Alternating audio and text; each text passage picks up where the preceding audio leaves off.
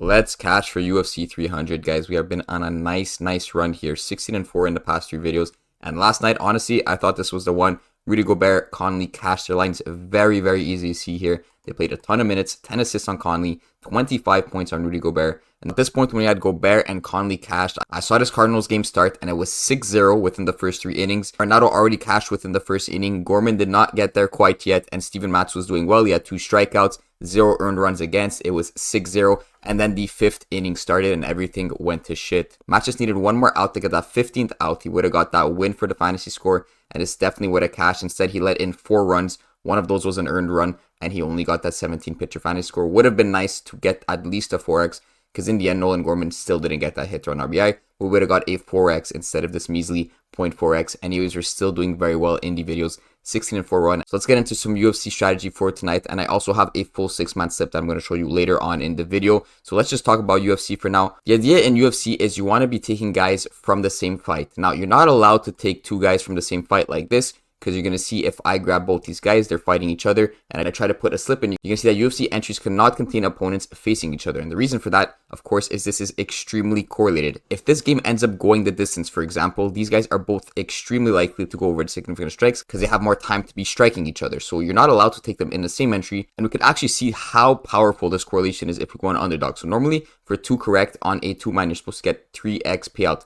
They're juicing this all the way to 2.25x because underdog allows for the correlation, but they're going to nerf the payouts here. So we got Oliveira here and Armon, and you're going to see these guys are fighting each other. Of course, if you take lower on both sides, we get that lower payout down there. And if we grab higher on both, we still get that lower payout. So how could we actually incorporate this to our advantage without grabbing 2 guys from the same fight? Is you just make 2 slips with 2 different fights. So for example, if I think this fight here is going to go to distance, Zhang versus Yan here, I want to grab the overs on both of these fighters. And if I think the Pereira versus Hill fight is going to end early, I would want to grab the unders on both these fighters, right? So I'd go Alex Pereira under and Hill under. Now, you're not allowed to have it in the same entry, as I said. So what I could do instead is I have these 4 fighters. I drop Yan and I drop Pereira for this entry. Now I have these 2 fighters in the same entry. So now I have a 2-man with Zhang and Hill. And then I make another entry with Yan on the more significant strikes and Pereira on the under significant strikes. This way, if these 2 fights go as expected, so this fight ends up going the distance, they both clear the significant strikes, and the Hill versus Pereira ends up going under because it's a short fight, well then guess what? You're cashing all 4 of these plays. You invested 2 units, and you have a very high chance of getting 6 units back, because you're going to hit 2 3x's here. So to show you, this would be one slip like Zhang on the over significant strikes and then Hill on the under significant strikes. That would be the first one. Then you grab Yan on her over significant strikes and you grab Pereira on his under significant strikes. That would be another slip. Now, I personally don't like 2 powers, so I'm not even going to play these. I'm actually going to refund these, but that's just an example of how you could leverage the correlation within MMA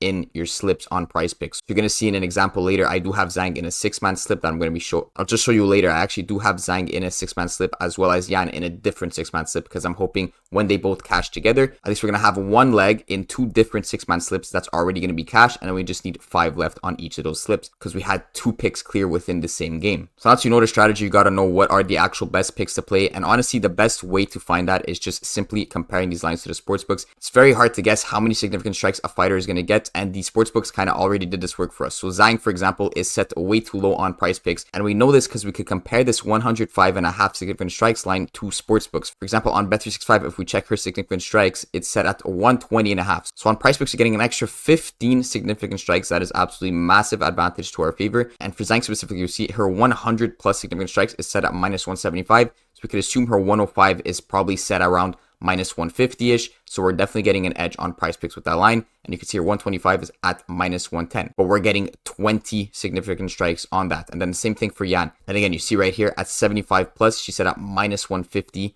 We have her at 70.5, probably all the way up on minus 175-ish, minus 180. And that's not just one data point. If we compare her line to underdog, we see she is set at 116.5 significant strikes. So again, we're getting another 11 compared to underdog. And again, same thing for Yan, 70.5 significant strikes compared to 83.5 significant strikes. So if you're taking overs on significant strikes, especially for the girls, for some reason, Prizepicks is undervaluing the women here. We're definitely going to be going with the overs because these lines are set too low. So these are actually my 2 favorite plays on the board right now for MMA. If this fight goes the distance, I don't see a world where both of them don't cash together. I could actually see the odds of going the distance. It's slight favorite towards the no, but it's definitely going to be a longer game, at least 4.5 rounds here. Total rounds is set at 50-50 at 4.5, so we're expecting at least 4 to 5 rounds. So it's most likely going to go 4 or 5 rounds. It might end early in the 5th, something like that. but that's going to be enough time for us to cash on both of these significant strikes. Now you could pretty much use that exact same concept for every single fight here. You want to be grabbing the unders on the games that are not going to go to distance and the overs on the games that are more likely to go to distance, but make sure you're grabbing both players. If you just grab one of them, there's not much correlation within it. You want to be playing both of the fighters within some sort of slip. So just to go over some of my favorites, we have, of course, the overs I just went over on this specific fight here. We have Justin versus Holloway. I like the overs on this fight too.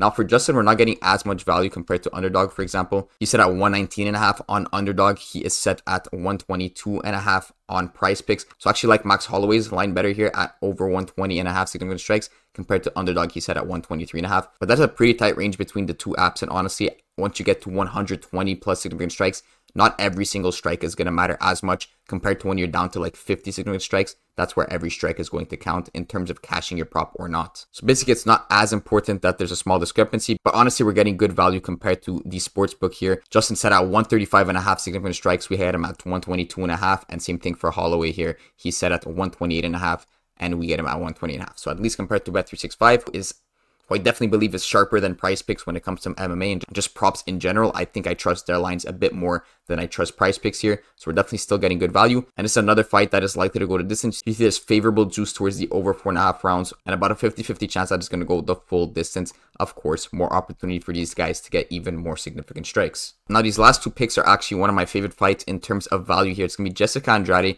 versus Marina Rodriguez. Like I said, Prizepicks is undervaluing these women here. If we check Jessica Andrade on underdog, she is set at 64.5 significant strikes.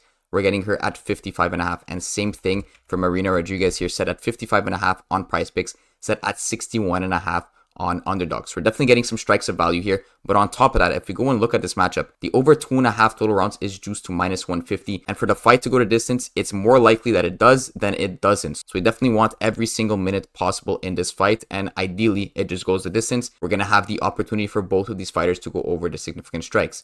Now, Bet365 doesn't have these significant strikes lines to compare to, but just from showing you underdog, we're definitely getting a lot of strikes of value here. So these are my favorite MMA picks on Prizepicks, and I could definitely see them cashing very nicely. Now, if you're on underdog, I like the value on Armin here and Charles Oliveira. We're getting him at 32.5 on underdog. Compared to Prizepicks, we're getting him at 29.5, and then for Armin, we're getting him at 38.5 compared to 34.5 on Prizepicks. So if you're taking the unders for this specific fight and hoping for a quick one, you definitely want to be taking it on underdog, for example. And for Pereira versus Hill here, it's very interesting on Prizepicks. I like both of those lines compared to the sportsbook. You're going to see Pereira set at 51.5 on Bet365, and Hill is set all the way at 70.5 significant strikes on Bet365. We're getting him all the way down at 53.5. But better on underdog, we're getting him at 40.5. So I just played Hill alone on underdog because I'm getting an extra 5 significant strikes of value compared to Prizepicks. On top of that, I'm getting like 20 significant strikes compared to Bet365. Like, for example, I could go ahead and grab over 40.5 significant strikes on underdog and under 70.5 on Bet365. And there's actually a very high probability that I cash both of them, because if he gets anywhere between that, so like 55 significant strikes,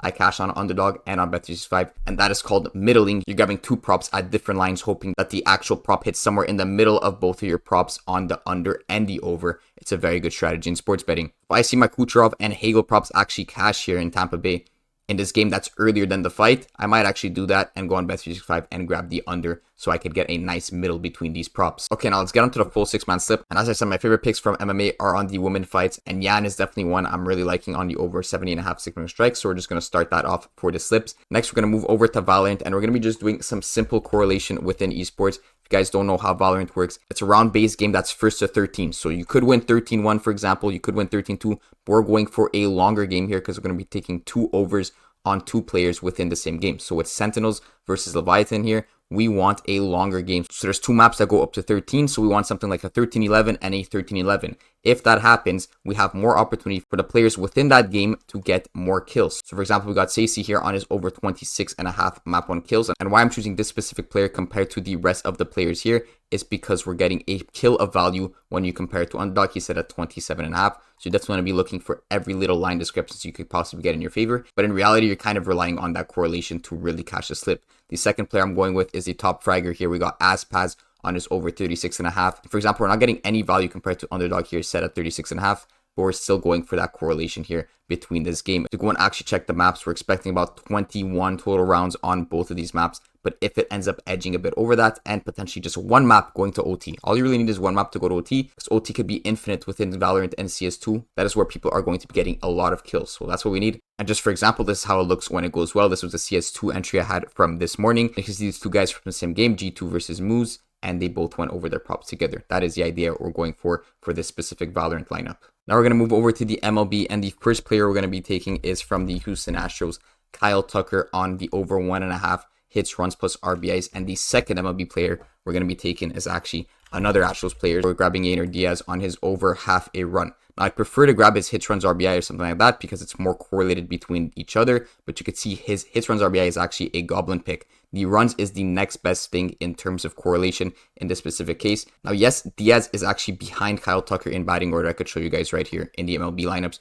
We got Kyle Tucker at 3 and then Yainer Diaz at 4. But it's still correlated in a way because if Kyle Tucker gets a hit, he ends up on a base. And if in general they're just having a good run within that lineup, like 2, 3, 4 all get on base or something like that, then you have a higher probability that the fifth guy maybe runs both Kyle Tucker and Diaz in, and it just makes sense to have these guys next to each other within the lineup. If you look at Kyle Tucker's line here on DraftKings, it's actually juiced towards the over all the way up at -130. So we're definitely hoping for the Astros to be having a good game here so that these guys cash together. If they go on a nice train here and just get hit after hit after hit, you could expect both of these guys to cash together, maybe with even in the same inning.